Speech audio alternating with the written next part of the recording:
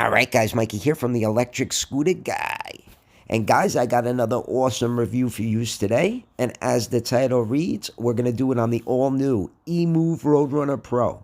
And I obviously don't have the bike here with me, but a friend of mine that I haven't seen in years, I bumped into the other day, and he just picked up the Emove RoadRunner Pro from Voro Motors. Shout out to Voro Motors. And I wish I had a GoPro with me when I rode that bike.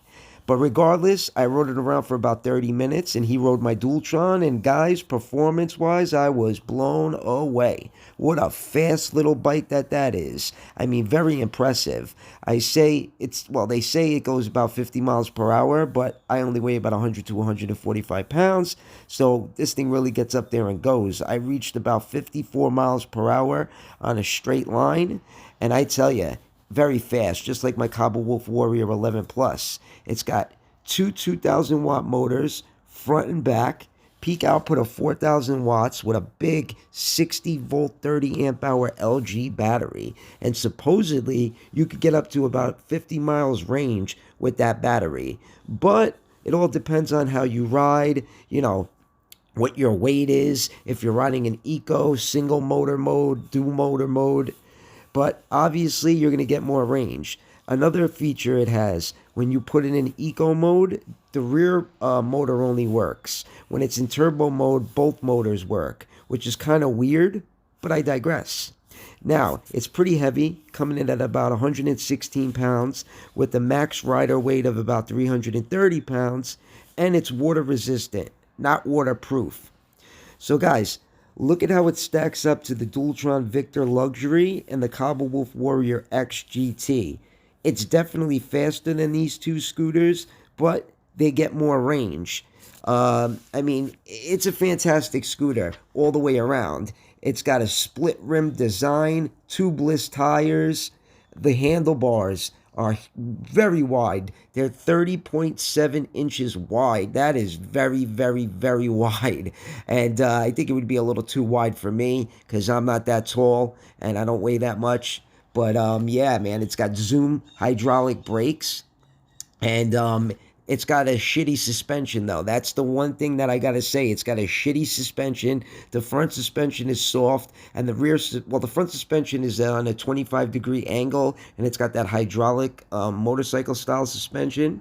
And the rear has got a spring-style suspension. And I tell you, I'm only 140 to 145 pounds, and even with me on it, bouncing up and down, it kind of bottoms out a little bit. There's no rebound, really. The rebound is horrible, especially in the front. You would think it's got hydraulic, forks in the front that it wouldn't do that. But if you're like 180 pounds or more, you're going to definitely have to change the rear suspension at least because it's just way too soft.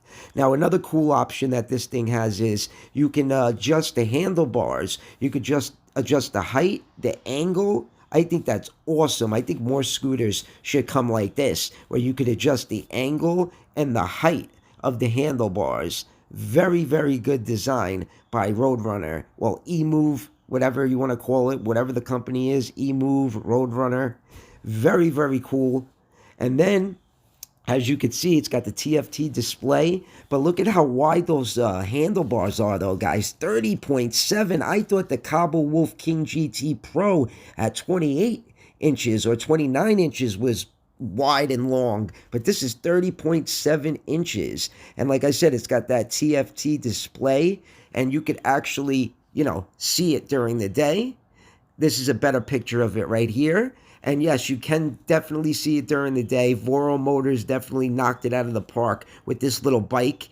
And I was just very impressed. But the suspension kind of sucks. And it makes a lot of rattling noises. And I think that's from the metal box that holds the battery. That's where it sounded like a lot of it was coming from. Because it sounded like a tinny kind of sound, if you know what I mean. And then, guys, it's got blinkers, a horn. Obviously, it's got a bright headlight. It's got a twist throttle. The throttle's a half twist. It's not like a full twist like a motorcycle. It's a half twist throttle. And I kind of felt like I was fucking 15 years old again riding my dirt bike around. Pretty cool, though. I kind of like it. I like it better than the thumb throttle, I could tell you that much. And like I said, guys, it's got the Zoom hydraulic brakes with 160 millimeter rotors. It's got pretty big tires as well. Now, also, I like the seat. The seat was very comfortable. You could probably fit 2 people on it, as you guys could see. But the brake light just wasn't bright enough. The blinkers were brighter than the brake lights. Very weird. Very, very weird. That's one knock that I have, is the lights weren't that bright. But the seat, very, very, very comfortable. Now, you see what I'm talking about, guys? This is the rear suspension right here. And it's got a spring-style suspension with like a strut going through the middle. And, yeah, it's really, you need to change it. See, right here, guys? This is the one that you need to change right here.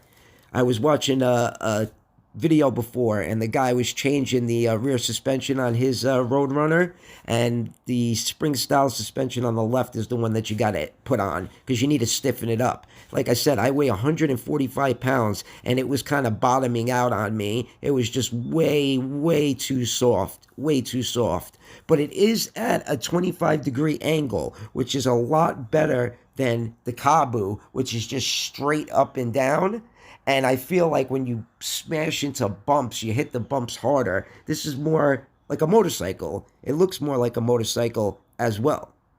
And as I said before, it's got the Zoom hydraulic brakes with 160 millimeter rotors. It's got forged forks, which I love. I think these are PMT tires that are on there right now.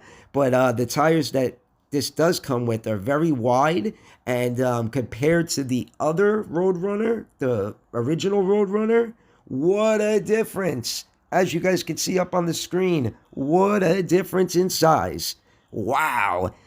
I mean, that's a big difference. Look at how much bigger the battery is, the seat, the tires, the rims. And like I said, it's got a split rim, which I love, with tubeless tires.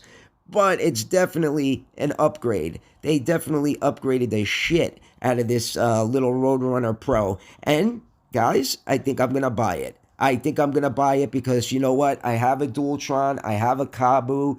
There's not many other scooters that I want that are out there. So I really do think that I'm going to buy this RoadRunner Pro from Voro Motors because I really like it. And it's something that I could sit down on instead of always standing up like on a, like on a scooter. And then it's got a bright-ass headlight. That headlight is super bright. I think it even might be brighter than the Cobble Wolf Warrior. And the Cobble Wolf Warrior has, the best set of headlights in my opinion. But the headlights on here are really, really good. And all around, it's a great scooter. It's got a great kickstand. I mean, it's a great scooter. The only thing is, like I said, the suspension kind of sucks. And it makes a lot of noises when you go over bumps. Like I said, I think it might be that metal box that holds the battery, and you hear noises coming from the suspension, but I just think that that's because the suspension is just too soft.